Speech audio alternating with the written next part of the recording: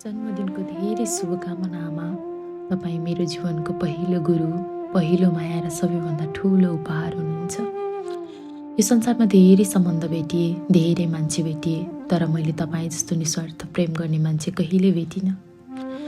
अनि भेट्न पनि नपरोस्, मेरी आमाको ठाउँमा कोही राख्न पनि नपरोस्। सायद म तपाईँलाई कति माया गर्छु भनेर सत्य भन्न सक्दिनँ, तर मेरो हरेक खुसीमा तपाईँको नाम, तपाईँको हात जोडिएको छ। मानिस भन्छन् भगवान देखिँदैन, तर मैले भगवान तपाईँकै रूपमा देखेको छु। मलाई यो त थाहा छैन भगवान कस्तो हुनुहुन्छ भनेर, तर यदि मलाई कसैले भगवान कस्तो हुनुहुन्छ भनेर सोध्नुभयो भने उहाँलाई म भन्छु कि मेरी आमा जस्तो। मेरो हाँसोको पछाडि तपाईँको त्याग लुकेको छ, मेरो सफलताको पछाडि तपाईँको प्रार्थना।